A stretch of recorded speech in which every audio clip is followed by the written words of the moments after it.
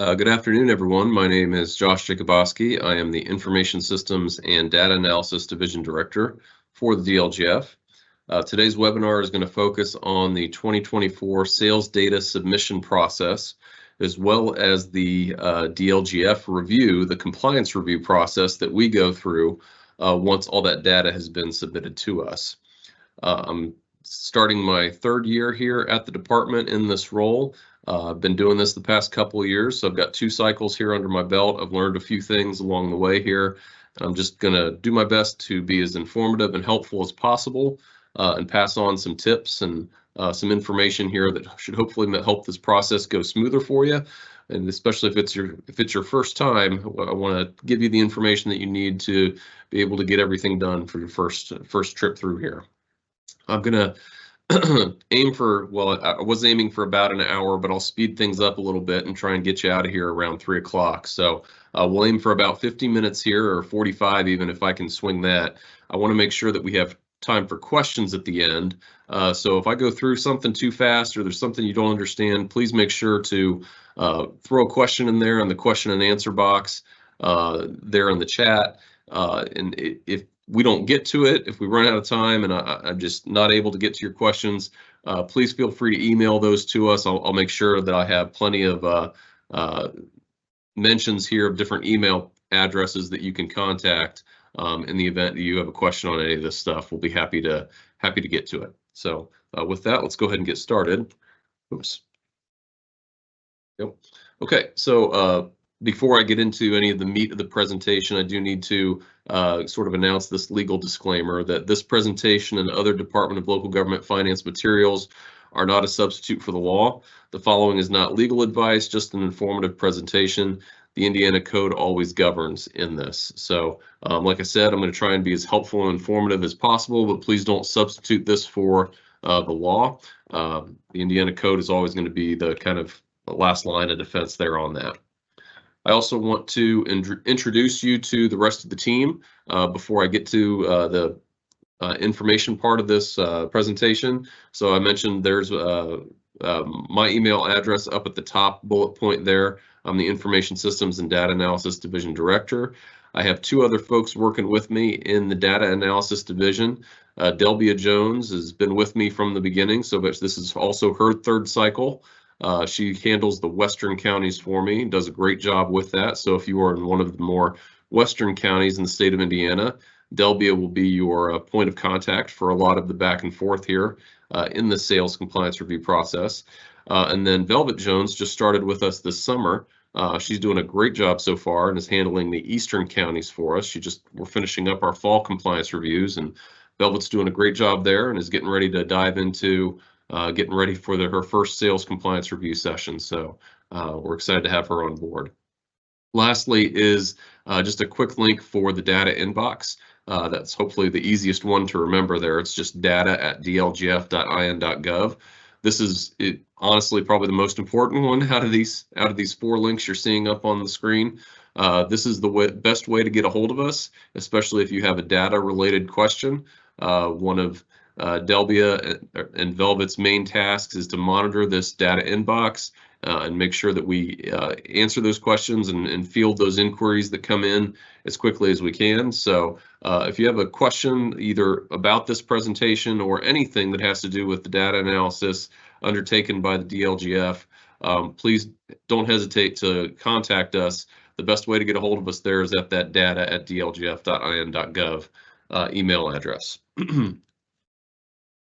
All right, so with that out of the way, I'm going to give you an overview of what I'm going to be talking about here for the next 45 minutes or so.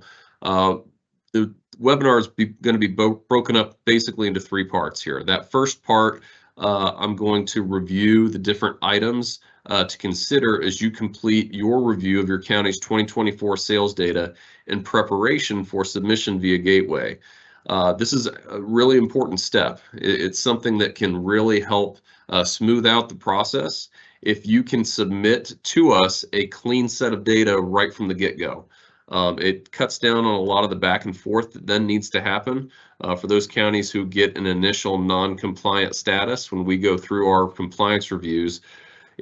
it takes time. There's a lot of back and forth that has to happen between us and the county, and it bogs things down for sure. If you can cut out a lot of the errors or mistakes in your data before that gets submitted to us, it helps the process go a lot more smoothly, and it just speeds things up so that we can get into your ratio study season even quicker. So that's always a goal here at the department, is try and streamline things as best we can.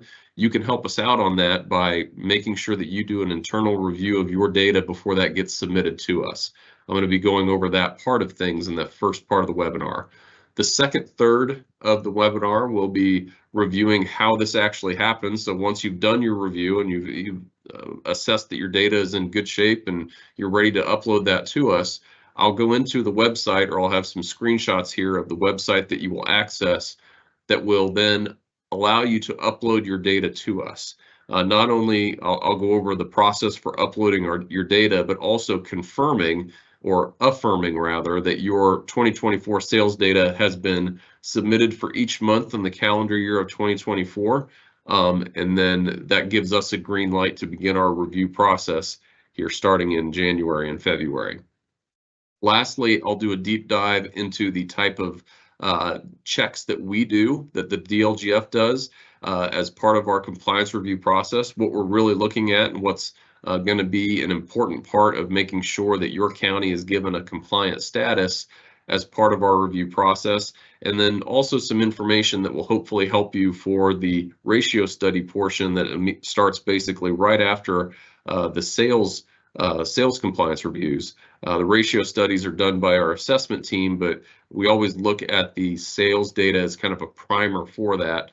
So we'll be going over that as well as the type of checks that we do here to help get ready for that.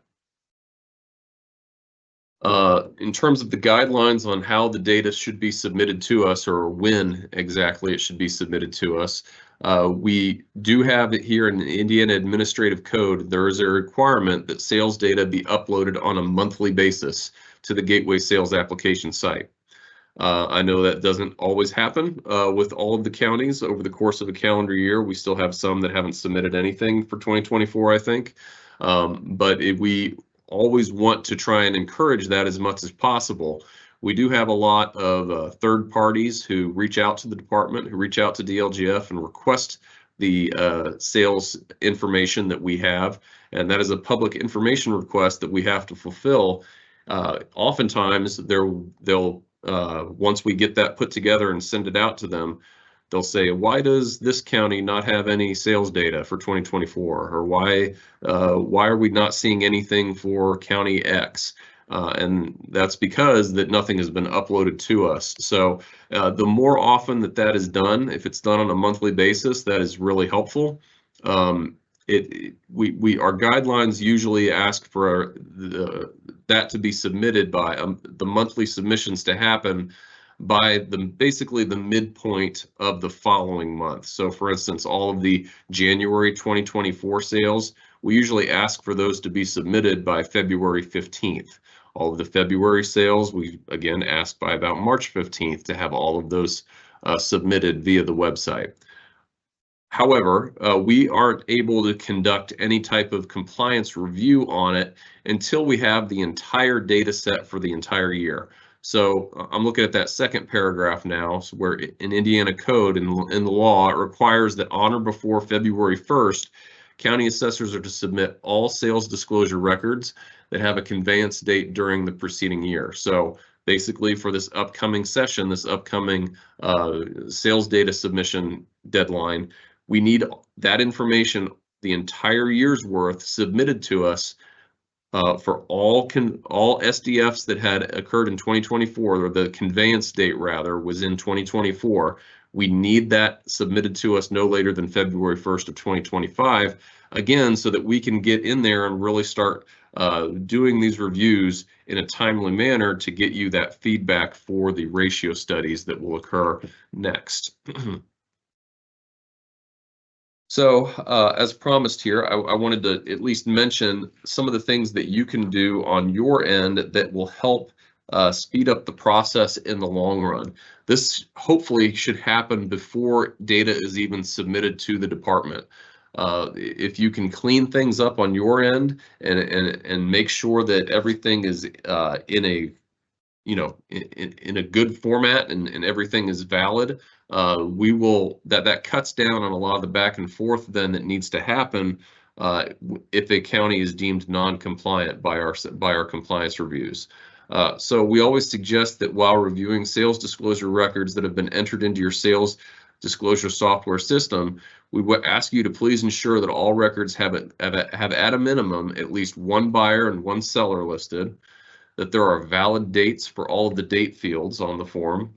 Examples there, the sales date, the conveyance date, transfer date, when the form was received, that sort of thing. That there is a valid sales price that is listed. There are valid parcel numbers and state assigned taxing districts, and there are valid property class codes. If you can catch any of those things before, again, it just speeds the whole process up a lot if we are able to, as soon as we get that data submitted to us and we've started our review, if we can just give that a green light right away and deem it compliant after our first review, it makes things go a lot smoother. So always suggest to look things over as best you can before that gets submitted to us via the sales website, which I'll get to here in a little bit. So another important step or something that can sometimes account for a non-compliant status at the beginning is if there's a mistake here on this specific section. So assuming that the SDF is indeed a completed form, you want to make sure that it's verified that question number 11 under the assessors section of the SDF, I think that's like the section 2 or something, it's on the second page of the form or third page of the form, but is the form complete? That has to be checkmarked yes. If not, then that causes all kinds of issues here when we're looking at it and reviewing the data. So that's another thing to, again, make sure that is in place before that data gets submitted to us. Make sure that that is checkmarked yes as part of the submission process. Okay, there is a state sales disclosure fee revenue reconciliation. This is a big part of our check. It is one of the steps that we take to make sure that all of the sales files, all of the SDFs have been submitted to us for the entire calendar year. If the revenue doesn't match up correctly, then that is a big red light to us that maybe we don't have all of the files that we should. So this whole process it's really a joint process that involves 4 different entities, if you will. There's the county assessor's office, the county auditor's office, and that's where it kind of starts. So that first bullet point, it's a joint process that involves the partnership between the county assessors and the county auditor's office. And then the next step is once the the state sales disclosure fee revenue has been collected, then it involves a third group, which is the state comptroller's office. That's where the money actually gets submitted to. The DLGF never handles the actual fee revenue that comes in. That is the state comptroller's office. And then we reach out to them and get information from them that we use in our analysis based on the amounts that were submitted to them. So it's important here that if question number 12 under the assessors section of the SDF, the state sales disclosure fee is required, if that's checked, then the county auditor's office needs to verify if the fee has been collected on that particular sales transaction. We need that all to match up as best we can, because again, that tells us whether or not we've gotten all of the sales disclosure filings over the course of a calendar year. Discrepancies that exist there between question number 12 and question number 7 under the auditor's section, which says, is the state sales disclosure fee collected? This can potentially result in the county falling outside of the tolerance of the department's revenue compliance check. So sometimes this happens. As many of these that we can take care of before by just doing a quick look and kind of review that making sure that number 12 on the assessors section and number 7 under the auditor's section are both checkmarked in the same manner. That helps cut down on a lot of the mistakes, or a lot of the potential errors that can happen that can result in a non-compliant status.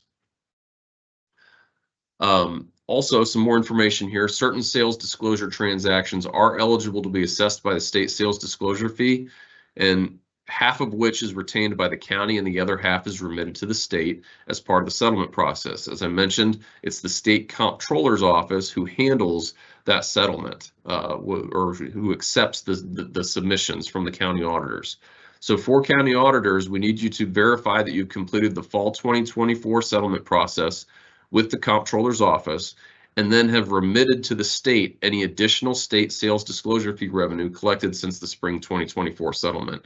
So both of those settlements, the spring and the fall of 2024, we're going to take the total there, that total amount collected by the state comptroller's office, and compare that to the data files that get submitted to us. That helps us make sure that we've got a match there, as close as possible, to show that we've collected, or that all of the data files have been submitted over the course of the entire calendar year. So in order to help the department with its review of the county's submitted sales disclosure fee revenues, we also need the county's auditor's office to email a copy of its sales disclosure fee fund report to the department's data inbox. Okay, and that I've already shown that email address, but there it is again, data@dlgf.in.gov. This is extremely important because it helps us if we get an initial non-compliant status due to the revenue check. We can go back into this fee fund report immediately and look through there, and sometimes there's details provided in that fund report that allow us to shift things from a non-compliant status to a compliant status. So it's very important that this is submitted to us as soon as possible. And obviously that can't be submitted until all of 2024 is over with, so that we need the full calendar year, or the full scope included in that report. But as early as we can in January, either early to mid-January, if we can start submitting those fund reports to the data inbox, that helps us get a head start on the whole process. We really have a tight window that we're dealing with here for the sales compliance review process. We want to get this done as quickly as possible so that we can not hinder the ratio studies that is coming up right afterwards. So just more information about that fund report. It needs to provide a transaction log of the state sales disclosure fees collected during the previous calendar year. We need those amounts. That can help us with that revenue check that we're doing if we have that report that we can refer back to. It also needs to include the amounts that were remitted to the state during those spring and fall settlement periods. That entire scope, again, that entire calendar year, will really help us. I've seen it happen with many counties here in the last few checks that we've run, or for the last few years. These fund reports can be extremely valuable. It helps cut down on the amount of back and forth that has to happen if there's an initial non-compliant status issued. Once the county assessor's office has completed its review of its sales disclosure records, and it's completed the reconciliation process of the sales disclosure fee revenue with the county auditor's office, the county assessor's office should then be ready to submit its sales data to the state. All counties will use the Gateway Sales application site to upload their sales to the department. I think that sometimes in the past, this actually predates my time here in the IS and data division. Counties would email their data files or their sales data files directly to the department. That is no longer the case. That doesn't happen anymore. We have a website that cuts down on the the kind of extra steps involved. It's a much smoother process, and it goes directly into the database when we have that uploaded via the website. It's just a much smoother process, and takes a lot of the kinks out of it. So one last thing here, please ensure that your sales data includes records for the complete calendar year for 2024. So anything with a conveyance date from January 1st of 2024 all the way through December 31st of 2024. If you have been good about doing the incremental, like either monthly or sometimes if counties can do it quarterly even, that's better than annually. Uploads of your sales data throughout the year. You do not need to necessarily upload everything again of all your 2024 sales data by the February 1st deadline. I've seen counties do that. That's fine. It's not going to hurt the system. It's not going to bog anything down to upload data files that you already have. I think some counties like to do that right at the very end just to get a full submission of everything in 2024 before February 1st. However, that's not a requirement. So if you've been doing a good job of keeping up with everything on a monthly basis or quarterly basis and submitting that, you can just submit the remaining sales that you haven't submitted yet from 2024. But again, it's not going to hurt anything to upload everything in there. That will essentially like just kind of overwrite the previous amounts that you have in, or previous records rather, that have been uploaded earlier in the year. Last piece, and again, this is a holdover from before my time. I think that previously in years prior, we needed to also submit sales data separately to the Legislative Services Agency, LSA. That no longer needs to occur. That data just comes directly to the DLGF, and then I think LSA can get it from us if they need to. We do not need to have the county submit that separately to both groups. So don't worry about that. If that's something that you used to do a long time ago, you shouldn't need to do that, at least for the foreseeable future, I would guess. Okay, so that was the first third of my presentation. We're now in that middle part where I'm going to hopefully show you the different, well, the website that you're going to go to and all of the different steps involved with actually submitting your data files to us. So that first link there in that first bullet point at https://gateway-sdf@ifionline.org, that is the quote unquote new website that we have in place. It's been around, I shouldn't say new, it's been around since 2021. But that is where all of the uploads occur. All of the data is essentially, well, it's stored on a database that is then linked to that website, but it happens automatically. So that is the way that we vastly prefer that, or it is the only way for the data to get submitted here to the department. This website, although it's not exactly within the Gateway application or the Gateway portal, you use your same username and password that you use to log into Gateway as you do for the Gateway sales application site. It's a little bit, it's like parallel to the more official Gateway portal. But the same login, same username, password combination is what gets you into the application and allows you to upload your data to us. If you're having trouble or if you're brand new and you need a new account or a password reset, that actually will be quickest. We will respond quickest if you send that to the department's support address at support@dlgf.in.gov. That goes into our DLGF ticketing system, and we have some methods there that help distribute those tickets to the correct departments and individuals that can then get to work right on that. So that will eventually go into the Information Systems division, and we can get that all set up for you as well, any account or password resets. Again, best way to do that is through the support@dlgf.in.gov. Okay. So sorry, I jumped ahead a little bit. I'm going to scoot back here real fast. So that first link, again, in that first bullet point, that gateway-sdf-ifionline.org, if you were to click on that link, if you could, in my presentation, it would take you to this page right here.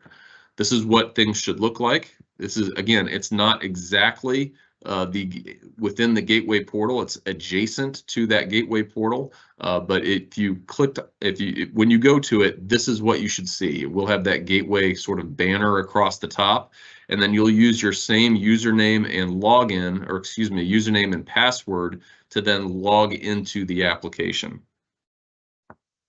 Once you've done that, once you've successfully logged into the application, what you need to do first is select the applicable sales year for which you're uploading your data files. And then once you've selected the correct sales year, click on the county name to continue to the file upload screen. So what I'm talking about here is right here, this is after you've logged in, you've done a successful username and password. Again, this website was created in 2021, so the first sales year that we have available is 2021. But since you're uploading data for 2024, you'll first go here, you'll click on that drop-down arrow and go down to 2024. Once you've done that, you should be able to see your county that you have these user rights to. You'll click on the link there for that county, and that will take you to the page where you can then upload your data to us. It's important that the only way that the sales site accepts the data files is through a zip folder, zipped folder.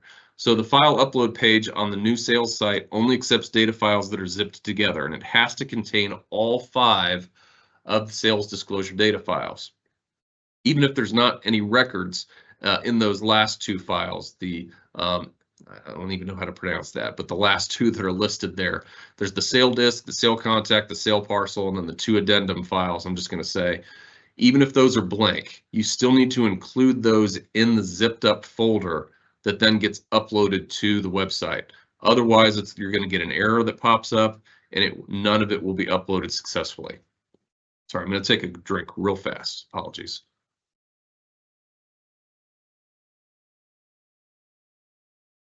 Okay. Again, this is what it will look like here. So after you have logged in and after you've selected your county, this is where you will upload your files. So right here under this Choose File button, you will click on that. That will then bring up another window or a small little window that will let you select a folder from your computer. Again, you need to have those files pre-zipped, so in a zipped folder. Once you've done that, you will select that folder and click Upload, and then that will upload the files to us. Down here will be essentially kind of not a status bar, but something that shows if the upload was successful or if it was unsuccessful. Later on in my presentation, I'm going to talk about this affirmation button and what it does, but it will be located here as well. Once files have been successfully uploaded to us, we're going to need you to then go back here and affirm that those files have been, that is, to the best of your knowledge, the correct data files for your county for that particular month. We'll come back to that here in a little bit. But again, this is where you go to it, choose file, then upload, and then you look down here to see if that was successful or not. Excuse me. So to determine if your file upload processed successfully, you're going to look for a green valid status under the upload status column. If that shows up, great, your upload was successful. The data went through. It is now in our system. It's logged in our database. Additionally, if that was indeed successful, you should be able to then export the data set that was successfully processed by clicking on the file name link under the download column. So those files that you just uploaded, you can then check and make sure, hey, this is what went through, and you can then get those files right back. So again, what we're talking about here, you've chosen the file, you hit upload, it uploaded correctly this time because of what shows up down here. And this is what you want. You want that upload status to be valid, and again, have that green box there with it. It should have a timestamp and then who it was uploaded by. And then right here, this download, you should be able to click on that, and you can then download that zip folder that contains your 5 different data files that were uploaded to the website. The details button here, honestly, is not going to be that useful for you. When you have a valid submission, you could go ahead and click on it, but it's just going to basically show that all 5 files were uploaded successfully. This is really what you wanting to see. The details button is more for when there's been an unsuccessful or when it was an invalid upload, and we'll talk about that here in the next few slides. So if your file upload unfortunately did not process successfully, you'll notice a red invalid status under the upload status column. Additionally, you will not be able to export the data set that the database attempted to process. Rather, there will be an NA listed under the download column. This is because nothing gets uploaded if there was any kind of error, or if there's anything that caused the data or that doesn't fit the formats that we need for that upload process, then the whole thing cancels. It's either 100% or 0% of the upload goes through. So you can't then download it if it doesn't get uploaded to us. Lastly, again, as I was kind of explaining on the slide before, if you click on the details link under the action column for further information, you can drill down to the exact errors that were occurring that was making it so that your files could not upload into our system.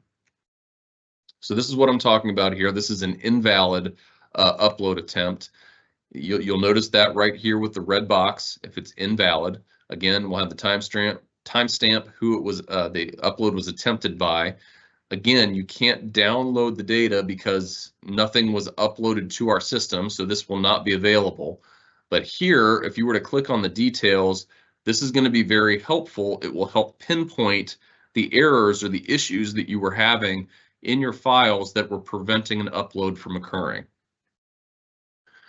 So each file that generated errors upon processing will be listed with a red failed status under that status column. This is after you've clicked on that details button. Please note that in order for the entire data set to process successfully, all 5 files must have a green valid status. Even if only one of the 5 files contain errors, that one file will prevent the entire data set from being processed. Again, it's 100% or 0%. It's very binary there. Click on the View Error link under the Action column to see the list of errors generated for each file. So this next screen, again, is what you would see if you clicked on that Detail button. Again, you can kind of track that through here. We were at the Home, then you clicked on the file, and then you clicked on Detail. On this particular example, it might not have been the best one, to be honest with you, because it was pre-generated that all 5 of these would fail. Usually that's not what you're going to see. Usually not all 5 files are going to fail. There's not errors across the board. Sometimes there is, but more often than not, there's usually only 1 or 2 of these files that had something wrong with them. If that's the case where you've got one of these 5 files has failed, you can go over here to this action button and click View Error, and that's going to give you a listing of all the different errors that happened format-wise that prevented the upload from occurring. So each SDF record that generated an error will be listed on the View Error screen, along with the description of the error. It is possible that certain SDF IDs may be listed more than once if those records contained multiple errors. I've certainly seen that before where one record has multiple errors in it, so you may see the same SDF ID listed more than once there. Please note that you may need to click on the next button at the bottom right-hand corner to see the complete list of errors for the entire file. We can't necessarily show 1,000 errors if there, hopefully not, but if there was 1,000 errors that popped up, we can't just have one screen showing all of those. Make sure that if you're to capture all of the errors or to make sure you understand what's preventing the upload from occurring, you've clicked on that next button and cycled through any and all errors that popped up. Once you've done that, once you've gotten to this screen that's showing all of the different errors and like a description there for each one, I would highly recommend that you capture a screenshot of those errors and share that with your sales vendor, your software vendor rather. They should be able to then help identify that for you, see where the errors are occurring, make those corrections, and get you a new data set that you can then upload to the department. So again, this is what you would see here if you clicked on the View Errors link for a particular file. And this one here, this obviously we kind of did this on purpose, but when we tried to upload some of these files, they had invalid SDF IDs. So that's going to pop here as an error because this doesn't fit what it needs to. And this is where you would take a screenshot. So again, if there were more than one page of errors here, you'd want to take as many screenshots as needed, cycle through, get all of the information that you can, and then make sure you share that with your software sales vendor, and they should be able to help you through this process and get this corrected for you so that you can make a successful upload. Upon completion of your review and validation process and successful upload of all sales for a particular month, the next thing you need to do is affirm that you have uploaded the completed review or the complete reviewed and validated data set for that month. I mentioned that in a previous screenshot, there will be an affirmation button that you need to click. Once you've clicked on that affirmation button, it's going to take you to a new page that I'll show here on my next screen that basically has all 12 months listed. You need to affirm every single one of those months, and it's a real quick, easy process. It takes 3 steps, essentially. But this affirmation feature takes the place of having to email the department's data inbox to verify that you've submitted all your sales for a particular conveyance date range. Basically, just clicking that button shows up on our end, and we're able to then see that, yes, it is affirmed that January sales are in and complete. February sales are in and complete. If you've checkmarked each one of those boxes, if we've got all 12 months checked off, then the data analysis can start its review. We cannot start until it's been affirmed that all 2024 sales data has been uploaded to the site. So again, this is the visual for that. If you were to click on that affirmation button, again, along the left side here, you're going to see all 12 months. And sorry, the screenshot cut off at September, but I promise it does go all the way down to December. The first thing you'll do, once you're confident that you've submitted all sales like for January, you click on this edit button for this January row. And then once you've done that, there will be a box that pops up here under the affirmation column. You want to check that box, so click on it, and then click on the save button. Once you've done that, that's it. You're then good to go for January. You have affirmed that the January sales have been uploaded and are accurate to the best of your knowledge. A date and a timestamp will appear in the row for the applicable month that you've affirmed. And then you just need to make sure, again, before February 1st of 2025, that all of this has been affirmed so that the DLGF can start our reviews. Sorry, I'm going to take another quick drink before I start my last section here.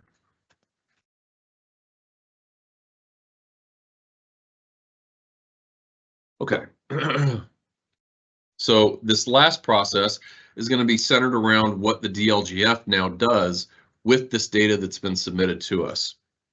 We're going to look at 2 things in particular. We're going to be centered around 2 primary questions that we need answered for the compliance review process. The first one, it being that we need to make sure that we have all of the sales.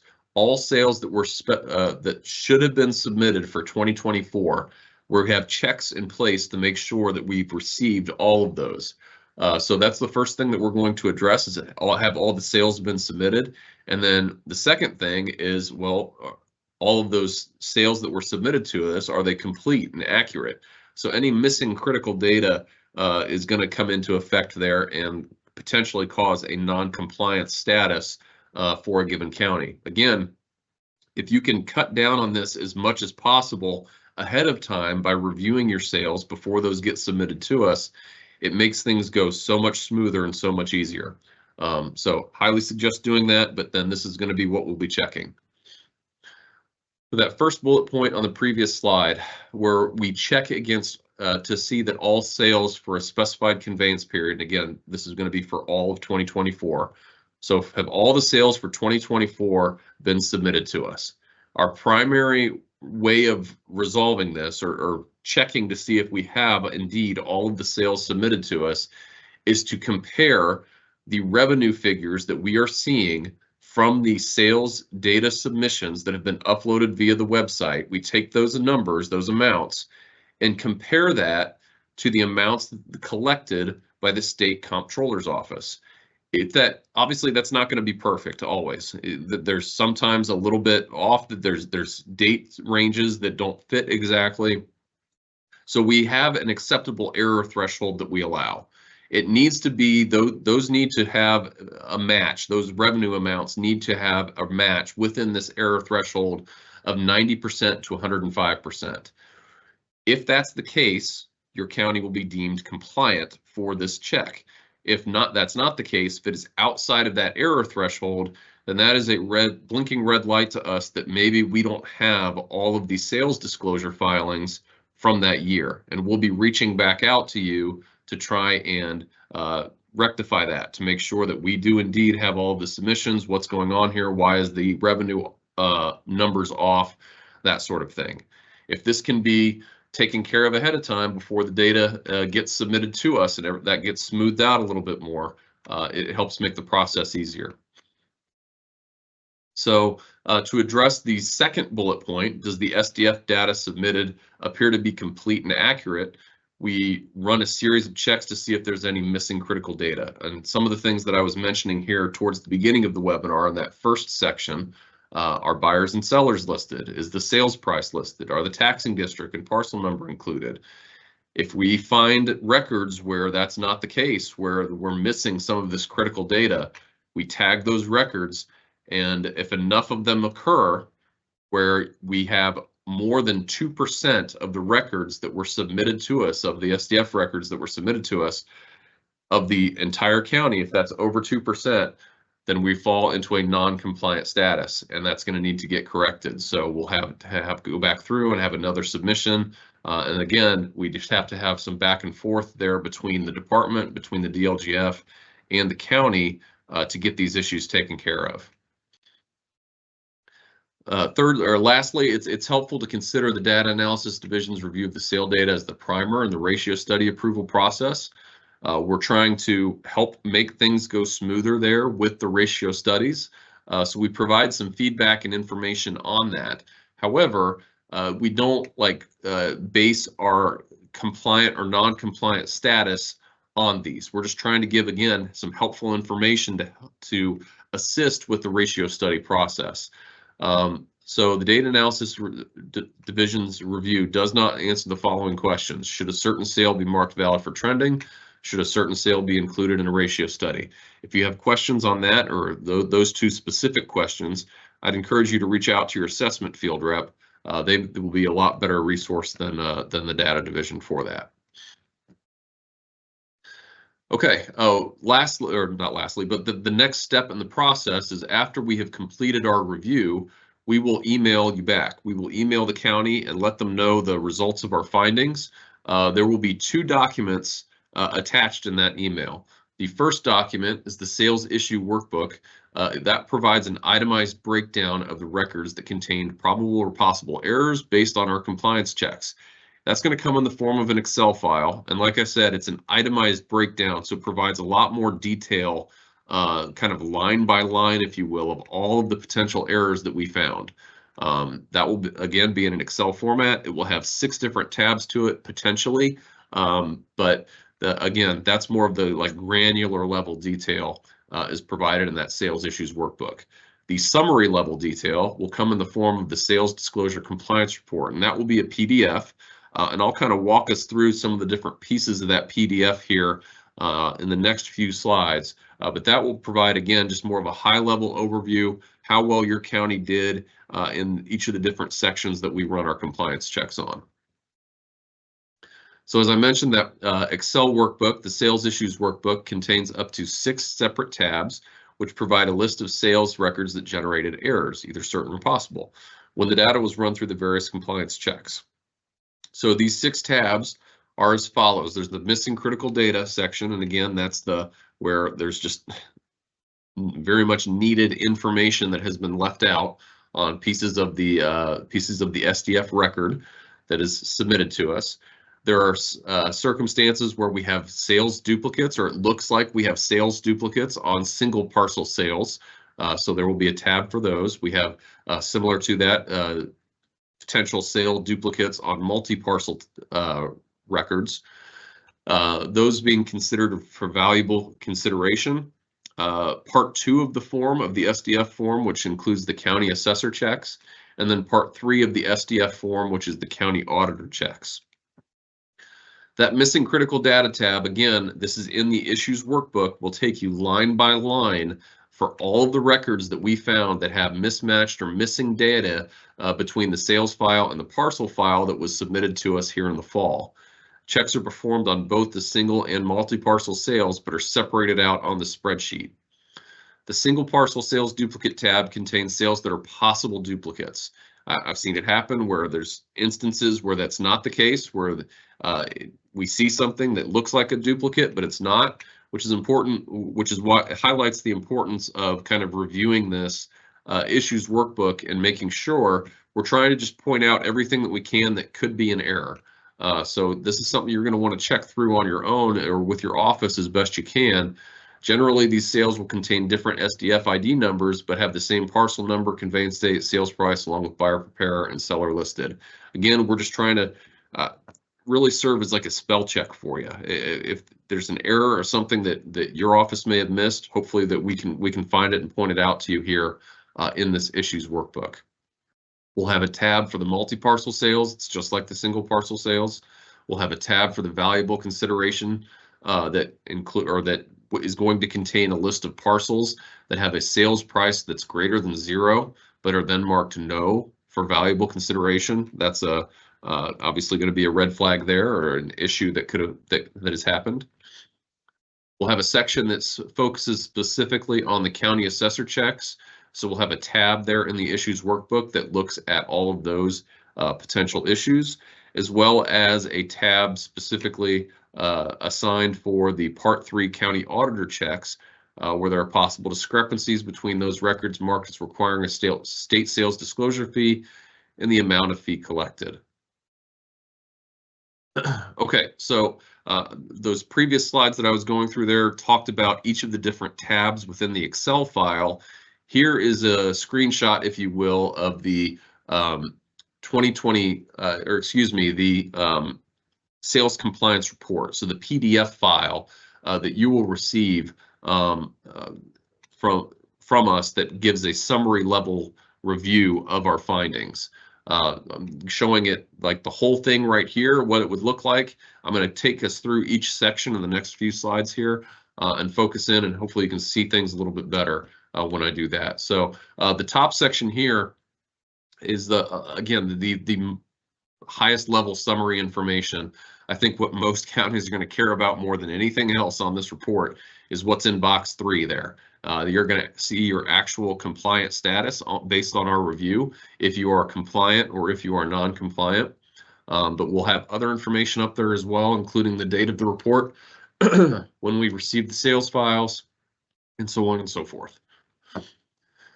This next section here, number 6 or boxes 6 through 11, if you're looking along the left side there, deal specifically with the revenue check and how this revenue check is calculated. So if you look at box numbers 9 and 10 in particular, here's what I was talking about earlier, and then the corresponding percentage that we calculate that needs to be between that 90 and 105%. Essentially, box 11, in order for you to be compliant, that needs to show up as between 90 and 105%. And the way that that's calculated is we take the sales disclosure fee that was submitted to the state comptroller's office here. We divide that by the amounts that we are seeing in the data that gets submitted to us. And again, it's not a perfect match always. I've seen that happen sometimes. I've seen this be 100%, and that's awesome when we can see that. But we don't expect that. We need it to be close, though. And if it's not within that threshold between 90 and 105%, that's when there's, again, red flags showing up saying that it's possible that not all the data files have been uploaded to us. We also have information here in this next section that give information on the number of sales disclosures that were reported the previous year, and then along with the previous 3 years and the average there, just kind of, okay, does it make sure that, or does it make sense that this is matching up with what we've seen in previous years, so on and so forth. The next section here focuses a little bit more on the missing critical data section. So again, all of the parcels or all of the records that we found where we think that there's missing critical data on single parcel sales will be listed here. Multi-parcel sales will be listed here. If you total up those two boxes and then divide that by the total number of SDF records that we received, you're going to see that percentage right here. That percentage, again, needs to be under 2% in order for your county to achieve a compliant status. If it's not, we've got too many errors or too many things that are showing up as not having the critical data that we need, and that's going to need to be resubmitted to us. This next section here, the boxes 22 through 24 focus on the single parcel data. So that like second tab in the issues workbook, the single parcel duplicates rather, is what this section will match up with. The multi-parcel duplicates match up with this next section of 25 through 27. 28 and 29 focus on or correspond with rather the valuable consideration tab that is listed in the issues workbook. And then 30 through 36 focuses a little bit more on part 2 of the SDF form that's for the county assessor section. So we try to provide some feedback there, again, for that section. This last part here, or it's not the last part of the form, but it's this last part of that corresponds with the issues workbook. This right here, 37 through 40, matches up with the part 3 of the SDF form, which is for the auditor section. Again, we try to give some feedback there on that. We also then try to provide additional information for the match, what we're looking at for the versus the parcel file that was submitted to us here in the fall. So we'll give some information back on that. And then lastly, as I mentioned, this whole thing is a primer for the ratio studies. So we're trying to give some good feedback that should hopefully help you with your ratio study submission. The box 46, even though it's highlighted green, again, if it is more of like a warning color there, and that warning color will show up if it is under 35%. If we only have 35% of the total SDF records reported as valid for trending, that's a potential issue for ratio studies. That's not going to slow up or cause you to be non-compliant on the data analysis compliance reviews, but it is a warning sign for your ratio studies. It's something you may want to look at before submitting your ratio studies.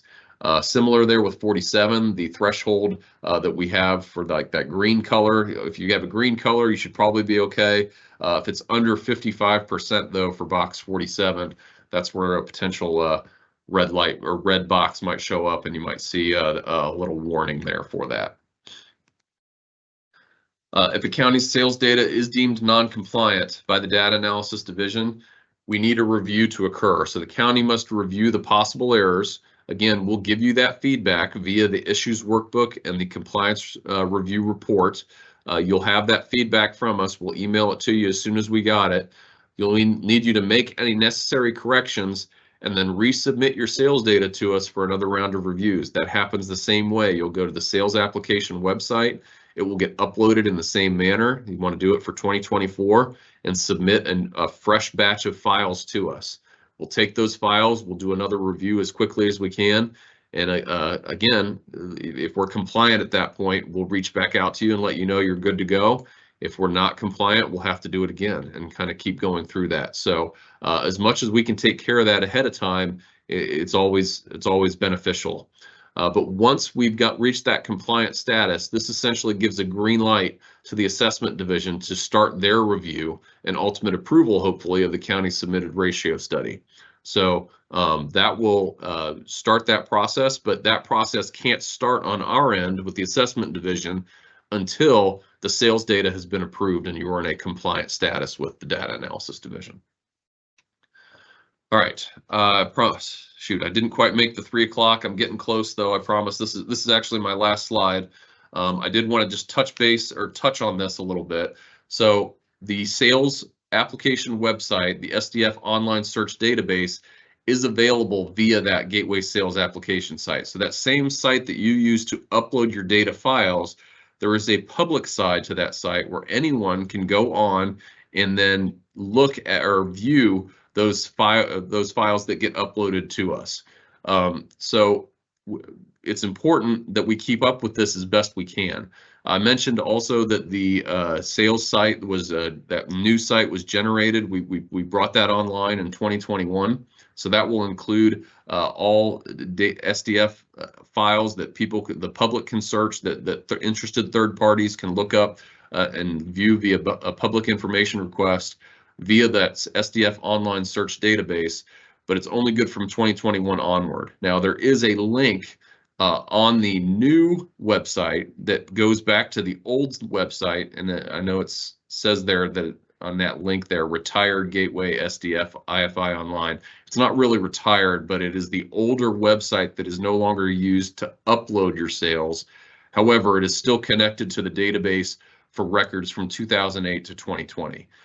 So both of those will work to upload any information that the DLGF has received regarding sales all the way back from 2008. But anything prior to that, we can't answer public information requests regarding that, and we'll probably forward those requests to the individual counties if there's an individual who's requesting that information. Okay. Kind of flew through that last part. I hope I didn't go through it too fast there. If anyone has any questions, I'd be more than happy to answer them if I can.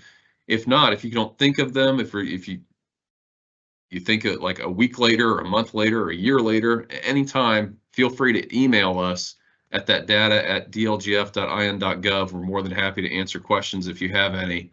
But if we have any right now, I'm happy to get into those. Jenny, do you know if we have any questions?